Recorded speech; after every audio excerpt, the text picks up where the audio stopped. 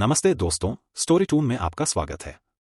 यह कहानी है एक ऐसे शख्स की जिसकी मिठाई की दुकान है। वह काफी सालों से मिठाइयां बेचता है। मिठाई वाले का नाम रमेश है। वह रोज सुबह 6 बजे अपनी दुकान निकलता है। अभी दिवाली का सीजन शुरू होने वाला है और वह अपने दुकान में रोज की तरह बैठा है। उसने मिठाइयां तैयार कर ली है और मिठाइयों की खुशबू उसके दुकान के बाहर तक आ रही है। मिठाइयां ताजी ताजी है और काफी स्वादिष्ट भी लग रही है। जब जब दिवाली का सीजन आता था, रमेश की दुकान में इतनी भीड़ होती थी कि शायद पैर रखना भी एक कठिन काम होता था। मिठाइयों की दुकान सुबह 7 बजे शुरू होती थी और 10 तक पूरी मिठाइयां खत्म, मानो यह कुछ हुआ ही नहीं। मगर इस दिवाली कुछ और माहौल चल रहा था। रमेश अपनी दुकान में मिठाइयां बनाकर रेडी हो चुका था, पर आज कस्टमर आसपास भी नहीं दिख रहे थे। 1-2 कस्टमर या फिर ज्यादा से ज्यादा 5-6 कस्टमर पूरे दिन में आ रहे थे। अभी महंगाई भी काफी बढ़ रही थी और रमेश को पैसों की भी जरूरत थी। रमेश का पूरा संसार इस दुकान पर ही टिका था। जब वह छोटा था तो काफी कम उम्र में उसके पिताजी की मौत हो गई थी। वह करीब करीब 16 साल का था जब उसने इस दुकान पर बैठकर खुद मिठाइयां बनाकर बेचना शुरू किया। पिताजी होशियार थे, उन्होंने रमेश को वह पूरी बातें सिखा दी जो कि एक मिठाई की दुकान संभालने में सक्षम कर सके। जब पिताजी दुकान पर बैठते थे तो रमेश अपनी स्कूल होने के बाद रोज दुकान में अपने पिताजी की मदद करता था। इस दौर में पिताजी ने उसे वह सभी बातें सिखा दी जो उसे यह दुकान चलाने में आगे जाकर मदद कर सके। रमेश के लिए आज काफी दुखद दिन था। आज काफी कम लोगों ने मिठाइयां खरीदी। आधे से ज्यादा मिठाई दुकान में जैसे कि वैसी पड़ी है। अब रोज की तरह रमेश अपना दुकान साफ कर रहा था, मगर उसे अचानक जोर से खांसी आई। खांसी आते समय उसके मुंह से खून निकल गया। वह खून देखकर काफी डर गया। वो अपने घर गया और एक जगह पर बैठकर गहरी सोच में बैठा रहा। वो यह बात किसी को नहीं बताना चाहता था। अगले दिन उसके दुकान का वही हाल था। रमेश के दुकान में काफी कम कस्टमर थे। मिठाइयां भी काफी पुरानी हो रही थी। ताजी ताजी मिठाइयां अभी रमेश की दुकान में मानो मिलना ही मुश्किल था। पर आज के दिन वह अपनी दुकान जल्दी बंद कर देता है और अस्पताल जाता है। अस्पताल में वह अपने डॉक्टर से मिलता है। डॉक्टर रमेश को कुछ टेस्ट करवाने के लिए बोलते हैं। वह टेस्ट होने के बाद डॉक्टर रमेश को एक बात बताता है। आपकी जांच के नतीजे देखने के बाद हमें कुछ असामान्य कोशिकाएं मिली हैं। इसे हम कैंसर कहते हैं और मैं आपको समझाना चाहती हूँ कि इसका आपके लिए क्या मतलब है। अच्छी बात यह है कि हमारे पास कई प्रभावी इलाज उपलब्ध हैं और हम मिलकर आपके लिए सबसे अच्छा इलाज की योजना बनाएंगे। मुझे पता है कि यह सुनना मुश्किल हो सकता है। कृपया मुझसे कुछ भी पूछने में संकोच न करें या जो भी आपके मन में हो वो बताएं। हमारा अगला कदम एक स्पेशलिस्ट से मिलना होगा जो हमें सबसे अच्छा इलाज बताएंगे। आप इसमें अकेले नहीं हैं, हम हर कदम पर आपके साथ रहेंगे।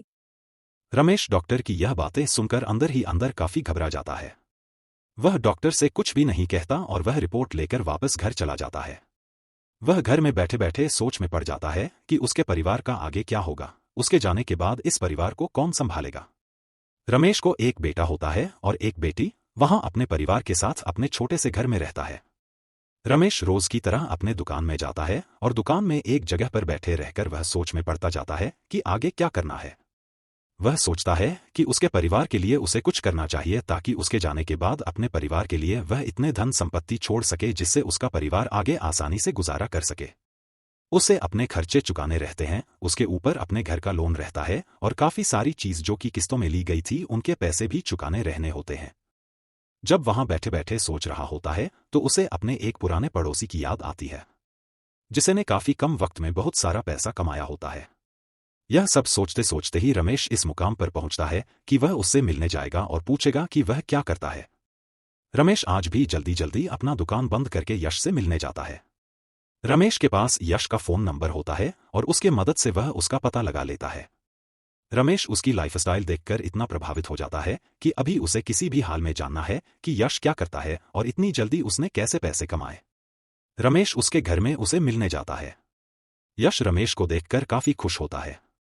रमेश पूछने में देरी नहीं करता और सीधा सीधा पूछता है कि तुम क्या काम करते हो जिससे तुम्हें इतनी जल्दी दौलत शोहरत कमली। यश बताने में हिचकता है। यह देखकर रमेश समझ जाता है कि यहाँ पर कुछ गड़बड़ है। ज्यादा प्रेशराइज ना करते हुए रमेश अपने घर वापस चला जाता है। रमेश यह बात अच्छी तरह से जान जाता है कि कुछ तो गड़बड़ है। यश कुछ ऐसा काम करता है जो कि बराबर नहीं है। वह अगले दिन दुकान में नहीं जाता। वह सुबह सुबह अपनी दूरबीन उठाता है और यश के घर के आसपास फेरे लगाता है। वह नजर रखना चाहता है कि यश ऐसा कौन सा काम करता है। कुछ देर बाद यश महंगी गाड़ी से बाहर निकलता है। वह एक दोस्त से मिलने जाता है। उस दोस्त से एक थैला उठाता है और एक पब्लिक डस्टबिन के नीचे रख देता है। वहीं पर वह अपनी गाड़ी में बैठा रहता है। थोड़ी देर बाद एक आदमी आता है और उस डस्टबिन में से वह थैला निकाल लेता है और उसमें एक पैकेट डाल देता है। यश वह पैकेट लेने जाता है और अपने गाड़ी में बैठ जाता है। तब तक रमेश जल्दी जल्दी में उसके गाड़ी के पीछे जाकर देखता है कि यश उस पैकेट में से एक बड़ा पैसे का बंडल निकलता है। वह देखकर रमेश समझ जाता है कि दाल में कुछ काला है। रमेश चुपके से उसकी फोटो ले लेता है और वह फोटो लेकर वह अपने घर की ओर निकल जाता है। अगले दिन रमेश यश से मिलने जाता है और वापस पूछता है कि तुम क्या काम करते हो। यश नहीं बताता, मगर रमेश की फोटो यश से सब कुछ उगलवा लेती है। यश बताता है कि वह एक बहुत बड़ा बिजनेसमैन है। वह बस बहुत सारे पैसे कमाता है, पर वह गवर्नमेंट को टैक्स नहीं देता और यह चीज रमेश को पता चल गई है। वह एक बहुत बड़ा डिस्ट्रीब्यूटर है। रमेश पूछता है कि वहां क्या उसे उसके बेकरी का सामान बेचने में मदद करेगा। यश घबराया हुआ रहता है और वह उसे हाँ कर देता है। अगले दिन वह एक कैंडी बनाकर यश के पास लेकर जाता है। वह कैंडी दोनों को पसंद आ जाती है। यश फिर वह कैंडी बेचने निकल जाता है। अगले दिन रमेश यश के फोन का इंतजार करता है। यश का फोन आने के बाद वह उसे मिलने जाता है।